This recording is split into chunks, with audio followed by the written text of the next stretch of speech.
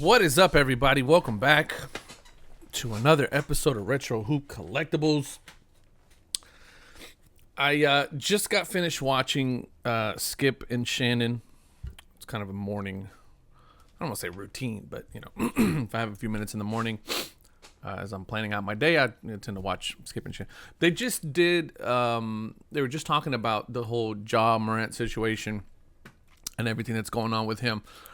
If you're not familiar with the situation, obviously, if you are a basketball card collector, you will know that in 2019, the biggest card that you can have was the Prism Silver Zion rookie card, but at a very, very close second, and as we're about to see in the pop reports, at a very close second was the Morant rookie card. Both of them highly touted rookies coming out of their rookie class with really good reason. Obviously, Zion's injured at the moment, so not looking very promising for him. But Ja just continued to be this highly explosive player, highly skilled. Just everybody had really high hopes for him. And I still do. I mean, we keep talking. I mean, I'm talking to one of the things I don't like is they keep talking about him as if it's over for him. He's done. He's extremely young kid, but I mean, just exploded onto the scene. I mean, just an explosive player, fast, very skilled. His dunks and just everything. He's just an amazing player. It's been a while since we've seen somebody at that, you know, perform at that level and with such showmanship and grandeur. Anyway, I'm a fan. I'm a huge fan of the kid as a basketball player. And obviously, like many of you, I got into back into basketball cards a little bit before the pandemic, right around the pandemic. And so, you know, that's, it was a big chase at the time. But he's run into some issues here recently, you know. Not necessarily carrying the best company that's good for him at the moment, and so he's run into some issues. But most recently, he has this issue with the firearm that he. So there's a couple of different issues. Number one, I think there was an issue with him having gotten to a physical altercation with a minor, a 15-year-old, at a pickup game in some park somewhere in Memphis, I think. That physical altercation turned into apparently and allegedly him brandishing a weapon, a firearm, and making some threats. Okay, so that's kind of issue number one. And then here recently, he went on IG Live, as any young kid would do. He was at a establishment, we'll call it an adult establishment, and in his IG Live, once again, brandished a firearm. So he got into some really hot water there, just in general, right? But now the big thing that's going on is that he, now there's an investigation, right? So the news today was that that the Colorado Police Department did an investigation and they basically exonerated him of any wrongdoing. You know, there was no way to prove that he was intoxicated with a firearm.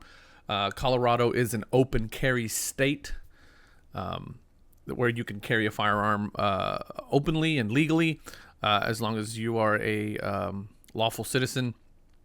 And so anyway, so there was, he basically didn't do anything illegal by doing so, or by brandishing that weapon or having that firearm in his video. However, the NBA takes a different approach to this and says, well, how did he get that firearm from Memphis to Colorado?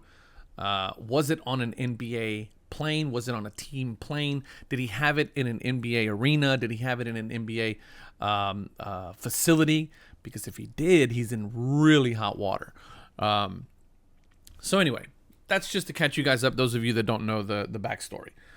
What I'm interested in now is because I have been wanting to buy some Morant cards for a while now. Again, I have a handful of them, none of them very big or very valuable base rookies. You guys know I rip a lot of hoops, I rip a lot of Donruss, and so I have base cards, rookie cards, base rookie cards of Morant. But I decided to take a peek, and I was going to take a peek and then do a video, but I figured the best thing to do is do it live, right? We'll do it live. So we'll hop on over to Card Hedge. And again, for those of you that haven't heard, Card Hedge is now on an app. If you guys could download the app, that would be amazing. Anything that I can do here, you can do so on the app as well. There's a lot of free features that you can do. And then also there's a membership that you can subscribe to that'll give you access to a ton of other tools for collection management and being able to keep up with the value of your collection. Whether you want to do so just for peace of mind and knowing what your collection is worth, or if you're an actual investor, flipper, dealer, and you want to keep up on the latest comps for your cards, you can do so there as well. So the link's in the description for that. iOS and Android, if you guys want to download it on your phone, it's really great on the phone as well. So, but what we're gonna do, I'm looking at my dashboard. This is my portfolio, but we're gonna take a look at card prices, and we're gonna look for specifically Morant. So I'm just typing in so it's going to pull up the most volume cards. That is how it is by default whenever you look up a card. If you just look up, for example, Michael Jordan, by default it's going to give you the top movers, right, in terms of transactions. So the biggest one obviously is his base Panini rookie card, Panini Prism rookie card. And the reason why it's the biggest mover, you'll see here in a second, has the biggest pop report. 22,000 PSA 10s out there, 16,000 PSA 9s. I mean, again, this was the card to have at the height of the pandemic craze. So it was good to, good to see. There's a bunch of them out there. But I would have imagined that this card would have taken more of a hit. Now, over the last 180 days, so I'm looking at the 6-month view right here. Peak price about $200. Now we're looking at about, it's down about half, a little more than half from peak price. But I mean, this is just, in my opinion, this is all part of just the normal. Let's take a look at a year.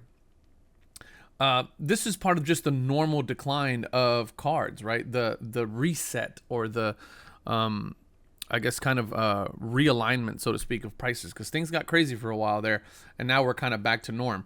But I would say this news about Ja kind of broke, I'd say mid-February, and he was hovering around $120 a card, somewhere around there, and then now we're down to, the last sale was $81, which is just today, actually. What's today, the 9th? Yeah. So yeah, I mean, we're looking at some pretty big drops if you're looking at the peak here of $300 a year ago, and then now we're down to below $100.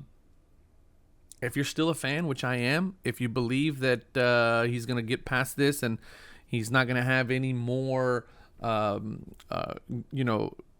anything else levied against him in terms of punishments, then hey, now's the time to pick up a card. Memphis overall as a team is a really great team.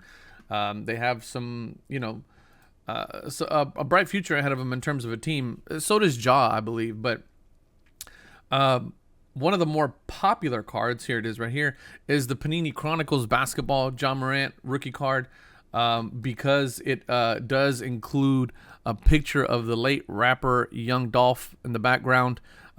Once people found out that this was the case, once Dolph was murdered, I think he was murdered, and people realized that, oh, this card has Young Dolph in it. He's from Memphis.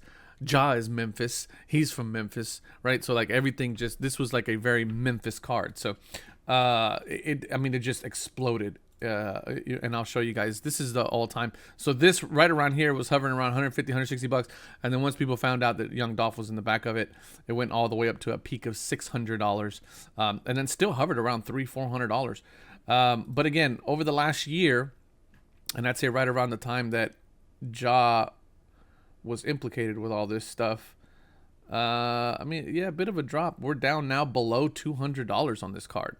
Last comp 164 in a PSA 10, BGS 9.5, super cheap. Wow. SGC 10 around 120. But again, not that big of a hit. I think overall, people still believe that Ja could potentially bounce back. Let's look at this Prism silver PSA 10. Kind of one of more of the the more coveted cards. Here's the peak back in 2021. $4,500, man. That was insane. Absolutely insane prices on those. But again, here we are, right? Part of the correction below, it hit under $1,000 right around December of last year. And then now we're slowly creeping down into the 700, 800s. So a bit of a hit, but once again, I'm more looking at the timeline of like early February. Was at $975. Now it's down to $800, $815. So again, because of the news, not a really big drop. I think his drop is more attributed to just the overall market drop. Again, another one of the things I like about Card Hedge, and you can do this for free. Go to pricing guide on the front page and then look at market overview. If you click on market overview, it's going to give you the market overview just in general for the sports. And if we're looking at basketball, I mean, basketball overall has just been down. Actually, you know what? Let's take this and let's just look at basketball.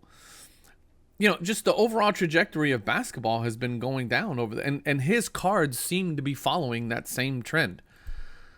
So in conclusion, I don't think that this news about Ja and all this negative things that are going on with him has really affected his card prices. I think his card prices are following the same trends that any other basketball card price would be following. Let me know what you guys think down in the comments. Again, I'm a fan. I've been a fan of this kid. I think he's a extremely talented basketball player, and I think he made some really bad decisions. And I think hopefully he's evaluating the company that he's keeping, and he's going to be all right in the future. Because of that, and because of the way the market is going, I think now is a good time to pick up some of his cards if you are a fan of his. Let me know what you guys think. Has this completely turned you away from Ja? Are you dumping your Ja collection? If you are, give me a call. You know, what are your feelings on this? How do you feel about investing in a player that ultimately, you know, can do something wrong and it all goes to zero? I appreciate you guys watching as always. I love y'all. Peace.